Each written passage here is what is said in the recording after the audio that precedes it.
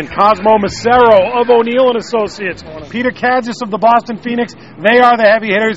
They're here to talk politics and then some. And gentlemen, the debates that are going to go on behind us today, I think in our lifetimes we've never heard these types of discussions, at least one of them in particular. Three things they're going to debate on Beacon Hill today. One is the texting while driving bill that we've heard so much about. Two is a circumcision ban. And three is Bunker Hill Day and Evacuation Day and whether we should do away with that. Gentlemen, pick your poison here, and I ask you to tread very lightly should you pick one of the three. I'll just say I hope it's a lot of important issues. I hope nobody gets cut short in what they want to say.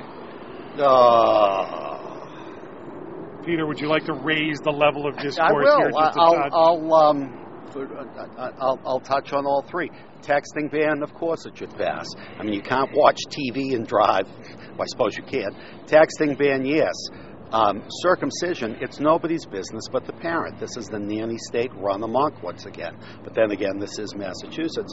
And as for the two holidays, I know it's popular among government bashers to be opposed to these, but one is a Boston holiday, the other is a state holiday. Throwing the British out and the events in Lexington are unique in American history, and I think they're very important holidays. It comes spoken like a guy who celebrates them. That's easy to say. I'm just glad they left Patriots Day out of the bill, because that's actually my favorite holiday. It's kind of like our own private 4th of July. So they've become symbolic for the hackorama. I don't really think there's any true harm in having those special holidays.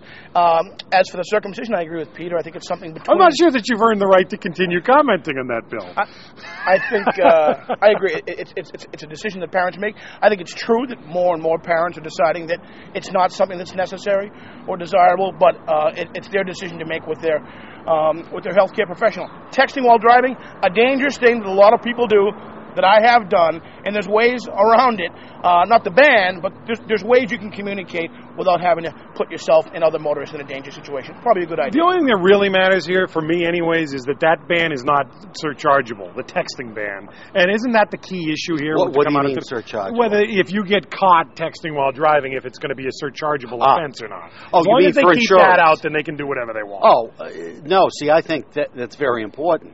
Frankly, I'd rather there not be an official ban and that the insurance companies say anyone who has a moving violation, and is caught while texting. That doesn't make sense. Thank you. It needs to be, if there's no insurance penalty, the ban is worthless. Look, that's exactly the way I like it. Stick to the hands-free cell phone if you need to communicate in the car. You can do it safely. Save the texting for when you're on the side. By the way, what did we all do before cell phones, before texting? Life went on. Yes, it did. Let's talk about D.C. for a second, gentlemen. Barack Obama yesterday finally unveiling his way to save schools, failing schools in the country, and he specifically references Central Falls, Rhode Island, and those 93 teachers that got fired, and Barack said, this shows there has to be accountability here. Cosmo, A, are you surprised he referenced them?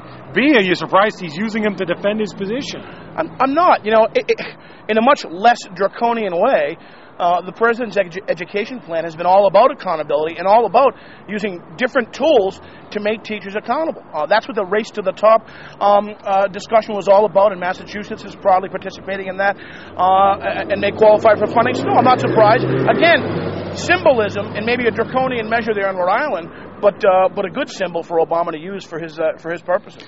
Something that hasn't been pointed out in any of this reporting is people need to be reminded that Rhode Island has a Republican governor, and the woman who was pushing this reform in Central Falls is a Republican appointee, who, by the way, does embrace Obama's... so we have reached some bipartisanship. It is I think, on an issue like education, we might find it. It's also worth pointing out that Central Falls is a city of immigrants.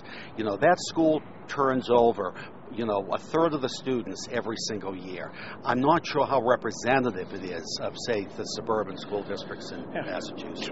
Worth mentioning, again, while up here there's the big partisan health care battle, there is real bipartisanship over here on the side on something like education. I think that's a good thing. Well, let's talk about the health care battle for a second, because I'm reading in the paper today, 9 House Democrats have signaled a willingness to switch their no vote to a yes vote on the upcoming health care discussion. How does this possibly make sense for legislators to be switching on this in this political climate? And B, do you think this thing is actually going to pass now, Cosmo? it's absolute tone deafness to the American people, to what we've seen in the election, not just to Scott Brown, but in the outcome or in the aftermath of that. God help us all if they're falling in lockstep with Nancy Pelosi on this, and that's why they're doing it. I think it's absolutely absurd. The message is clear. You need to start over. Let's do health reform. Let's do it right, not this way. Is it possible the healthcare summit did pay off for the president here, Peter? I think what paid off was Nancy Pelosi's threat to circumcise the nine members. Maybe some truth to that. Listen, the feeling among Democratic pros, and I'm merely reporting this, is that the Democrats know they're going to lose big in the midterm elections. They think without health care, without being able to say we have a win, they're going to lose even bigger. I think that's the motivating factor. All right, real quickly, gentlemen, I'm short on time, but the shocking news of the day is that we now find out in the Tiger Woods scandal that Bill Clinton actually did call and talk to Tiger Woods to offer support. I tread lightly here as well, but Cosmo, give me one line that may have been part of that phone conversation. Tiger's Bill Clinton. My golf game is in real trouble. I need help. Can you help me straighten out my one iron? How about give me that little black book? I'm not even sure which one of the principals is that impression of. Peter, I'm not even coming to you on that because I'm enough. You've just killed this segment, Cosmo. I gave you your Clinton killed another heavy hitter segment. Congratulations. I'll tell you this. Peter, Cosmo, they're the hitters.